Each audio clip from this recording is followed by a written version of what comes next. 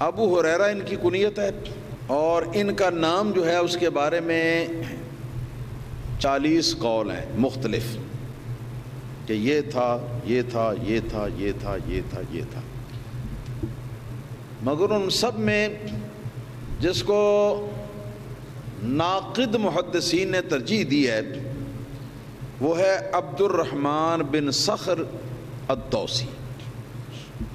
دوس قبیلے کا نام تھا ان کا، جس قبیلے سے یہ تعلق رکھتے تھے، اور صخر ان کے والد کا نام تھا اور عبد الرحمن ان کا نام تھا۔ مگر صحیح یہ ہے کہ ان کا جاہلیت کے زمانے میں جب ابھی اسلام نہیں لائے تھے تو ان کا نام عبد الشمس تھا، عبد الشمس، اور جب ان کو مسلمان کیا گیا تو مسلمان ہونے کے بعد ان کا نام رکھا گیا عبد الرحمن۔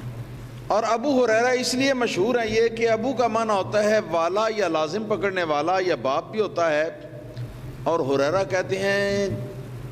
چھوٹی سی بلی کو۔ اس کی وجہ یہ تھی کہ ایک مرتبہ نبی کریم صلی اللہ تعالی علیہ وسلم اپنے حجرہ مبارکہ سے نکلے، اور نکلتے چلتے ہوئے آپ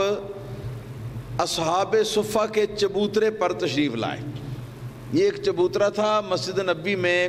ایک سائیڈ میں بنا ہوا، آج کل بھی اس کی یاد جو ہے یہ یادگار کے طور پر چبوترے کی شکل موجود ہے۔ یہاں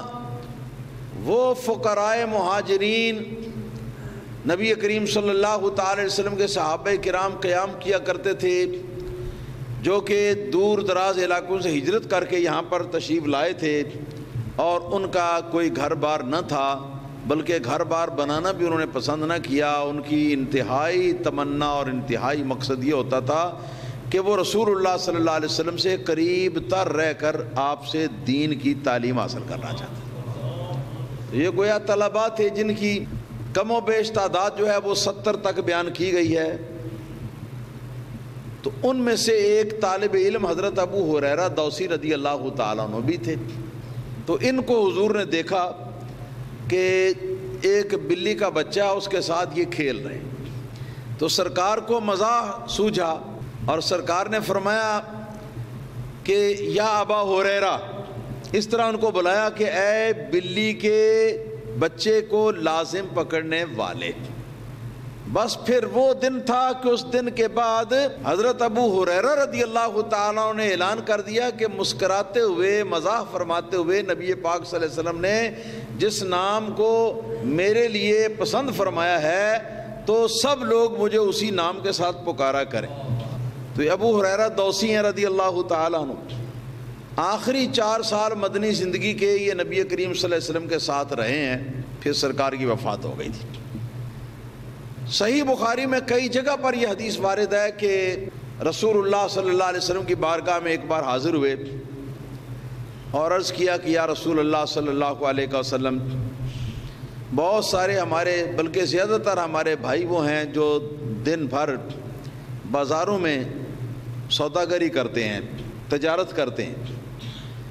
مگر میں اور میرے ساتھیوں کا جو انتہائی مقصود ہے وہ صرف یہ ہے کہ رسول اللہ صلی اللہ علیہ وسلم سے سن سن کر دین سیکھیں۔ اس کے لیے ہم نے کاروبار بھی چھوڑ دیا ہے،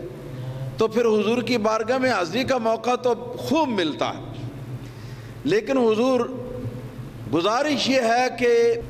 انی لاسمع منک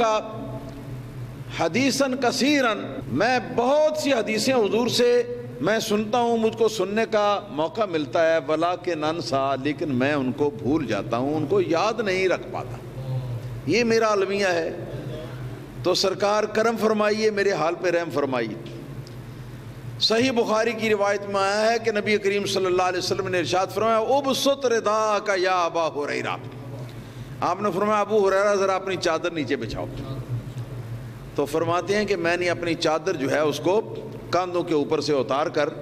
تو اس کو نیچے زمین کے اوپر بچھا دیا۔ تو سرکار نے کیا کیا، اپنے سینہ مبارک کے سامنے سے اس طرح جیسے لپ بھرتے ہیں، بک بھرتے ہیں، اس طرح بک بھر کر تو سرکار نے اس طرح کر کے اس میں 3 بار جھاڑ دیا، بھرا اور پھر جھاڑ دیا، بھرا اور پھر جھاڑ دیا اس میں۔ اور اس کے بعد فرمایا کہ ثم یا ابا ہریرہ، ابو ہریرہ اس کو مل لو، اپنے سر سے سینے سے مل لو اس کو۔ حضرت ابو ہریرہ رضی اللہ تعالیٰ عنہ فرماتے ہیں کہ میں نے اس کو اٹھایا اور اپنے سر کے ساتھ ملا اور اپنے سینے کے ساتھ بھی ملا، اور اس کے بعد فرماتے ہیں کہ قسم ہے مجھ کو محمد مصطفیٰ صلی اللہ تعالیٰ علیہ وآلہ وسلم کے مولا اور آپ کے معبود کی، کہ اس کے بعد میری کیفیت یہ تھی کہ اس کے بعد کبھی بھی میں کسی چیز کو بھی نہیں بھولا، بلکہ بعض روایات میں آتا ہے کہ آپ فرماتے تھے کہ جو چیزیں پہلے بھول گئی ہوئی تھیں وہ بھی یاد آ گئیں۔ یہ ہیں حضرت ابو ہریرہ رضی اللہ تعالیٰ۔